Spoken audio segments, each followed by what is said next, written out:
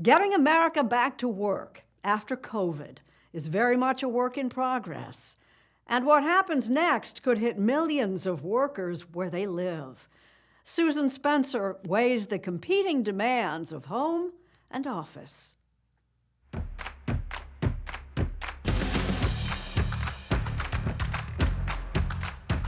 As a marketing manager for Ford Motor Company, Jovina Young has her own take on Zooming for work. You are a real car person. Yeah. But when the pandemic hit, working from home meant really shifting gears. I had a 5-year-old who was in kindergarten and a 1-year-old, and my husband is a nurse, so often he's gone at the hospital while I'm home alone with the children. Oh, and by the way, you're also trying to work full-time. Oh, there was just such a lot of pressure on us at that time. After a few months, though, that pressure seemed to lift. I found a rhythm at home that I really, really enjoy. And I never really thought I would do this, but I have found that I do prefer working at home. All right, Tala, what do you have today for school? Do you know? No. Gone are the harried mornings and the once expected rituals of makeup, hair, and work clothes. 8:30, we have morning meeting. Pretty much it's like yoga pants, a t-shirt, and a hoodie. Well, one thing you gained, I gather, is you don't have to commute. That's been a great blessing in all this. I actually love not having to commute, and I hate to say that because I work for an automotive company. Conveniences like that may help explain why 60% of working Americans say ideally they want to work from home or remotely at least part of the time. Once the cat's out of the bag and people discover that they can work at home and they can do the laundry over lunch breaks, it's going to be very difficult for companies to just say, well, no, you have to be here at 9 o'clock, period. Do you think this is the wave of the future? Yeah, I do think we're evolving and setting new boundaries around what the nature of work is. Kirsten Robinson is the Chief People Officer at Ford Motor Company, where Jovina Young works. And yes, Chief People Officer is her actual title. The Chief People Officer is responsible for all of the people in an organization. Many of them are in for a radical change this fall when Ford goes to a hybrid model for 30,000 workers. Managers will have input, but none of those employees will work 9 to 5 at the office every day unless they feel like it.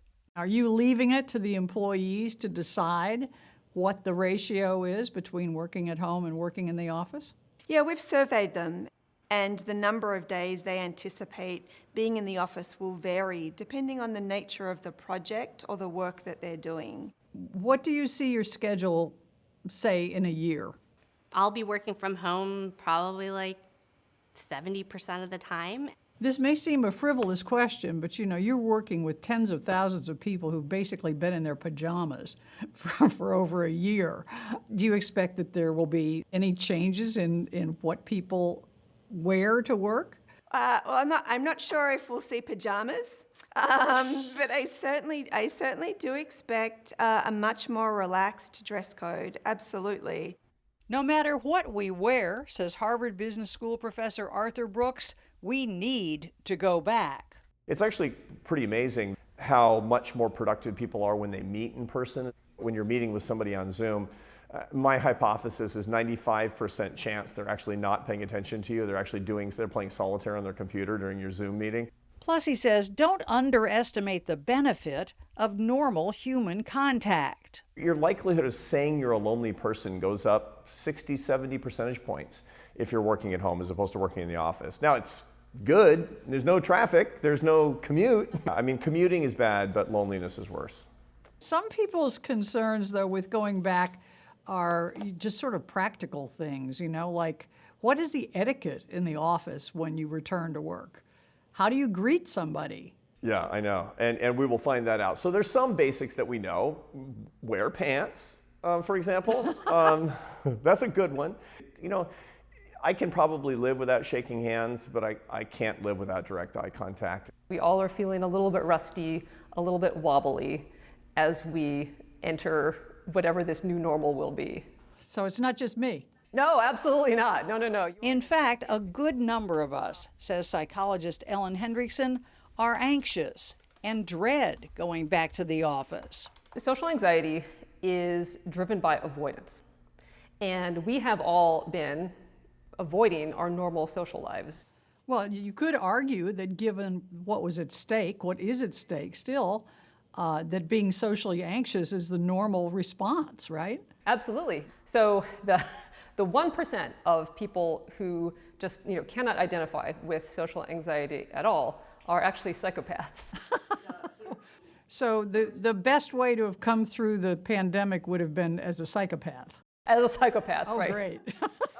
So if you rule the world, you would have everybody be back at work Monday morning. I can't imagine anybody who wants a Harvard professor to rule the world. So that's just so far away from my conception of reality. You may have a point there.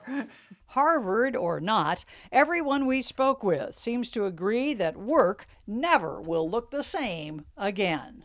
I think a hybrid model with the flexibility of working from home, saving people that commute, while retaining that ability to interact face-to-face and to just have that community is going to be really important. It wouldn't surprise me at all if we actually start experimenting with a norm within companies of work from home Fridays, for example, or work from home Wednesdays and Fridays, or Thursdays and Fridays, or something along these lines. We're going to adapt to a new model that is more independent than it was in the past.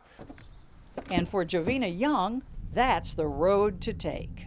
So you're not going to be putting on that uniform and makeup and getting in the car for that commute any more than you absolutely have to. Yeah.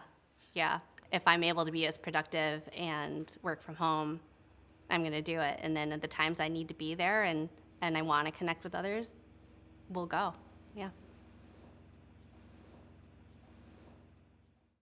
So if you like pajamas and I like pajamas, I'll wear pajamas and give up pajamas.